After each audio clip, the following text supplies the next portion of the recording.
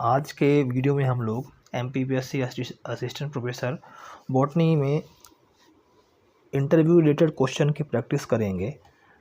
जो expected questions हैं कैसे बन सकते हैं और उनके क्या आंसर हमको देने हैं, तो उनकी हम प्रैक्टिस करेंगे। तो हम आज के वीडियो में हम लोग वायरस रिलेटेड जितने भी क्वेश्चन बन सकते हैं उनकी प्रैक्टिस करेंगे और उनके कैसे हमको आंसर बनाने हैं वो देखेंगे। तो क्वेश्चन बन सकता है कि वायरस क्या है, वायरस क्या होता है। तो वायरस एक सब माइक्रोस्कोपिक इन्फेक्शियस एजेंट होता है जो लिविंग सेल के अंदर ही रेप्लिकेट होता है। वायरस को लिविंग और नॉन लिविंग दोनों का कॉम्बिनेशन माना जाता है।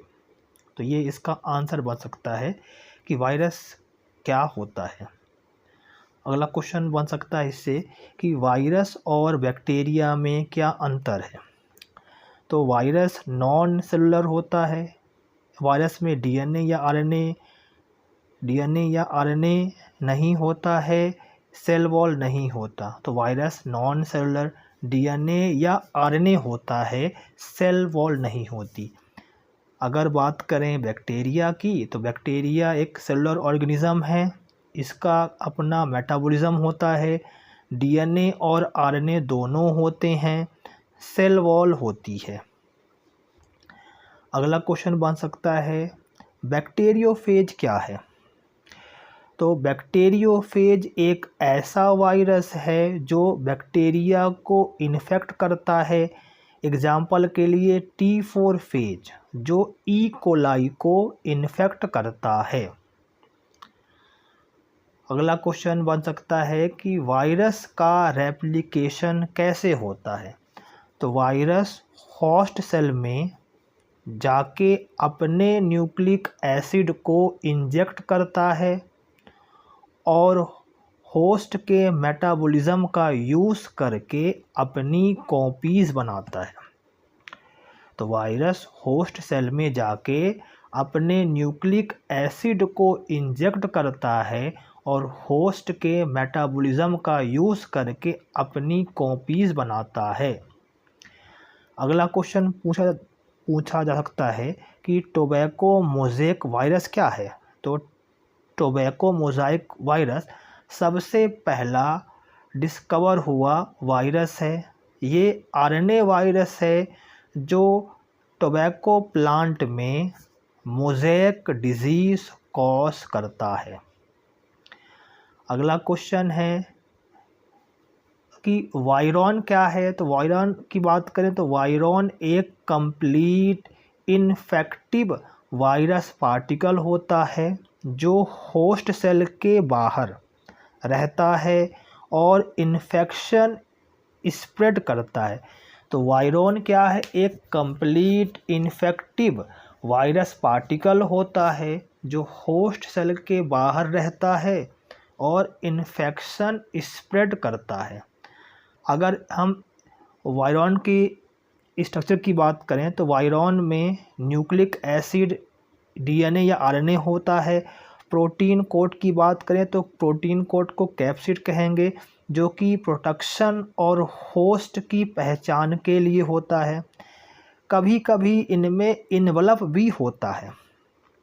जैसे एग्जाम्पल की बात करें तो टीएमवी वायरॉन, इसमें आरएनए और कैप्सिड होता है। बैक्टीरियोफेज T4 वायरॉन जिसमें डीएनए और कॉम्प्लेक्स कैप्सिड होता है।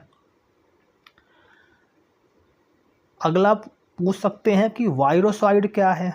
तो वायरोसाइड एक स्मॉल सर्कुलर आरएनए मॉलिक्यूल होता है। तो वायरोसाइड एक स्मॉल सर्कुलर आरएनए मॉलिक्यूल होता है जो खुद से रेप्लिकेट नहीं हो सकता, ये हेल्पर वायरस की हेल्प से मल्टीप्लाई होता है। तो वायरोसाइड एक स्मॉल सर्कुलर आरएनए मॉलिक्यूल होता है जो खुद से रेप्लिकेट नहीं हो सकता, ये हेल्पर वायरस की हेल्प से मल्टीप्लाई होता है। इम्पॉर्टेंट क्या है, इम्पॉर्टेंट है तो जैसे वायरोसाइड वायरोसॉइड वायरॉइड से अलग होता है। अगर इन पे अंतर पूछा जाए तो वायरोसॉइड वायरॉइड से अलग होता है। वायरॉइड बिना किसी हेल्पर के मल्टी रेप्लिकेट कर सकता है। वायरॉइड सिर्फ प्लांट में वायरॉइड जो है वो बिना किसी हेल्पर के रेप्लिकेट कर सकता है, जबकि वायरोसॉइड को रेप्लिकेशन करने के लिए हेल्पर की ज़रूरत होती है। वायरोसॉइड केवल प्लांट में पाया जाता है और इनमें प्रोटीन कोट नहीं होती, इसमें केवल न्यूक्लिक एसिड होता है और आरएनए होता है, क्योंकि प्लांट वायरस में आरएनए होता है। अगला क्वेश्चन पूछ सकते हैं कि प्रियॉन क्या है। तो प्रियॉन की बात करें तो प्रियॉन एक इन्फेक्शियस प्रोटीन पार्टिकल होता है। इसमें कोई न्यूक्लिक एसिड नहीं होता, ना तो डीएनए ना ही आरएनए। तो प्रियॉन ये एबनॉर्मल प्रोटीन फोल्डिंग से डिजीज़ कॉज करता है। तो प्रियॉन क्या करता है, ये एबनॉर्मल प्रोटीन फोल्डिंग से डिजीज़ कॉज करता है। तो प्रियॉन को बेसिकली मिसफोल्डेड प्रोटीन कहते हैं, डीनेचर्ड प्रोटीन कहते हैं। और प्रियॉन ये एनिमल और ह्यूमंस में होता है और बहुत सारी डिजीज़ इसके कारण होती है प्लांट्स और एनिमल्स में। अगला क्वेश्चन पूछ सकते हैं कि सैटेलाइट वायरस क्या होता है। सैटेलाइट वायरस क्या होता है। तो सैटेलाइट वायरस खुद रेप्लिकेट नहीं कर सकते हैं और हेल्पर वायरस की मदद चाहिए होती है। कहने का मतलब है कि वायरोसॉइड की तरह सैटेलाइट वायरस भी खुद से रेप्लिकेट नहीं कर पाते हैं और इनको रेप्लिकेशन करने के लिए हेल्पर वायरस की हेल्प चाहिए। अगला क्वेश्चन पूछ सकते हैं कि लाइटिक साइकिल क्या है। तो जो लाइटिक साइकिल है ये बैक्टीरियोफेज वायरस, लाइटिक साइकिल में जो बैक्टीरियोफेज वायरस है ये बैक्टीरिया को इन्फेक्ट करता है, उसके अंदर रिप्रोड्यूस करता है और होस्ट सेल को तोड़ के, बैक्टीरिया को तोड़ के नए वायरस रिलीज कर देता है। तो लाइटिक साइकिल में बैक्टीरियोफेज वायरस बैक्टीरिया को इन्फेक्ट करता है, उसके अंदर रिप्रोड्यूस करता है और होस्ट सेल को तोड़ के नया वायरस रिलीज कर देता है। अगर इसके स्टेप की बात करें तो सबसे पहले अटैचमेंट होता है।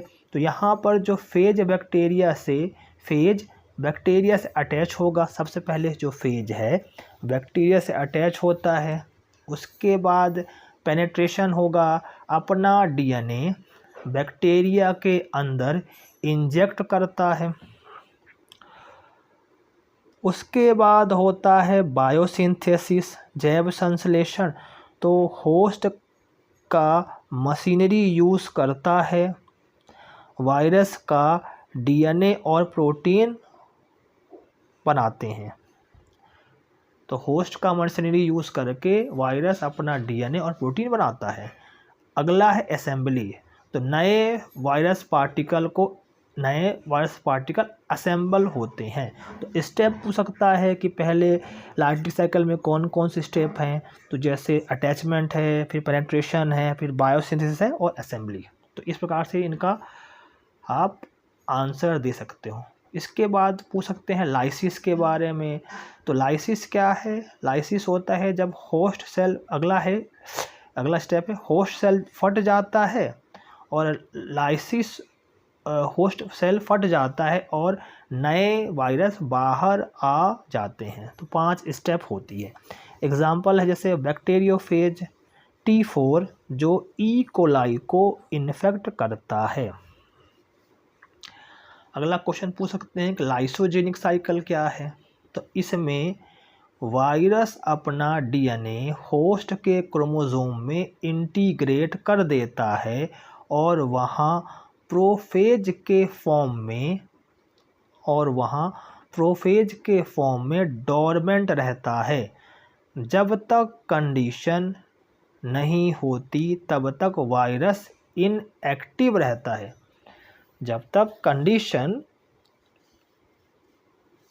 फेवरेबल नहीं होती तब तक वायरस इनएक्टिव रहता है।